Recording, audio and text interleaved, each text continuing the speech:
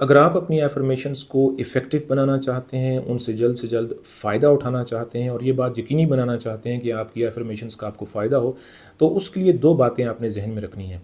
एक, कि जब आप अपनी एफर्मेशंस बोलते हैं या विस्पर करते हैं अपने दिल में, सरगोशी की सूरत में आप उनको सोच रहे होते हैं, तो उस वक़्त आपने एफर्मेशंस को फ़ील करना है।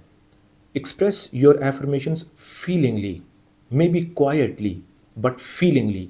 फील करना बहुत ज़रूरी है उन अल्फाज को जो आपकी एफर्मेशंस का हिस्सा हैं, उनका जो मफ़हूम है, उनका जो मतलब है। यानी जब आप कहें I am intelligent, I am lucky, I am blessed, इस तरह की जितनी भी एम्पावरिंग पॉजिटिव एफर्मेशंस हैं, उनको जब आप अदा करें तो उनको फ़ील करना है।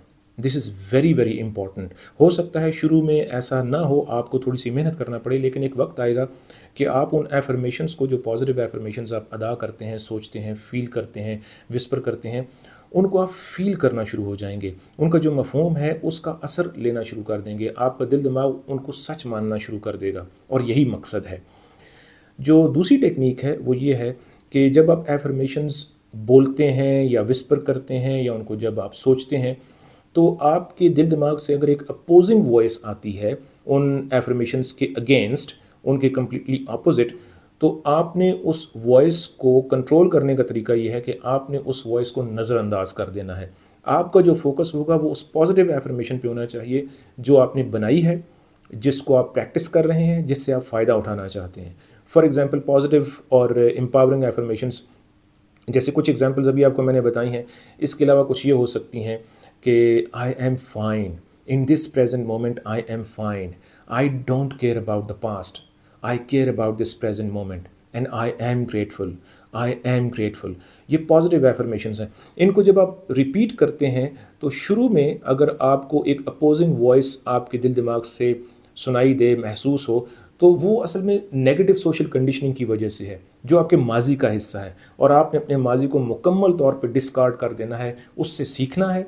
उन गलतियों को आपने रिपीट नहीं करना जो आपने माजी में की हैं, और आपने अपनी ज़ात का बेहतर वर्जन बनने के लिए उस माजी को डिस्कार्ड कर देना है, उस माजी को हमेशा के लिए वेस्ट बिन में फेंक दें। और ये जो अपोजिंग वॉइस है, इसको ख़त्म करने का यही तरीका है कि आपने इस वॉइस पे फोकस नहीं करना। आपने जो अटेंशन देनी है, जो आपने फोकस करना है, वो आपकी उन पॉजिटिव एफर्मेशंस पे होनी चाहिए। आपकी तवज्जो, आपकी आपकी अटेंशन, कि जिन पॉजिटिव एफर्मेशंस से आप फ़ायदा उठाना चाहते हैं। ये 2 टेक्निक्स हैं जो मैं आपसे शेयर करना चाहता था। बहुत सारी और टेक्निक्स होंगी, ये लिस्ट जो है it goes on and on, लेकिन ये 2 टेक्निक्स उन 2 बुनियादी टेक्निक्स में से हैं, इफ़ेक्टिव टूल्स में से हैं कि जो आपको हेल्प कर सकती हैं इस लिहाज से कि आप अपनी एफर्मेशंस से भरपूर फ़ायदा उठाएं। नंबर 1, कि आपने इजहार करना है एफर्मेशंस का feelingly, feel them with faith and love, feel them. और दूसरा, कि अगर कोई अपोजिंग वॉइस आप सुनते भी हैं किसी और से या अपने दिल दिमाग से, तो उसको नज़रअंदाज कर दें। और इसमें एक बोनस पॉइंट आपसे मैं ये शेयर करता चलूँ कि आपकी जो एफर्मेशंस हैं उनको दूसरे लोगों से शेयर करने की कोई ज़रूरत नहीं है। ख़ास तौर पे ऐसे लोग कि जो समझते हैं कि उन्हें एफर्मेशंस की ज़रूरत नहीं है, या वो एफर्मेशंस को समझते नहीं हैं, इस कॉन्सेप्ट को, या वो एफर्मेशंस की कुव्वत और इसके असर से आगाह नहीं है। आप लोगों को एजुकेट करने के लिए, उनकी हेल्प करने के लिए उनसे शेयर कर सकते हैं, लेकिन ये देखिएगा कि ऐसा ना हो कि इस प्रोसेस में कहीं वो आपकी हौसला शिकनी ना करें। अगर ऐसे लोग हैं तो उनसे अपनी एफर्मेशंस शेयर करने की बिल्कुल भी कोई ज़रूरत नहीं है, क्योंकि आपकी जो एफर्मेशंस हैं that is your most important, most personal matter. इनको आपने संभाल के रखना है, उनको आप ग्रो करते चले जाएं, उन पे काम करते चले जाएं, अपनी एफर्मेशंस को निखारते चले जाएं, संवारते चले जाएं, और उनसे बेनिफिट्स लें, जो भी उनके पॉजिटिव, एम्पावरिंग, अपलिफ्टिंग बेनिफिट्स हैं, इन 2 टेक्निक्स को अप्लाई करके। शुक्रिया।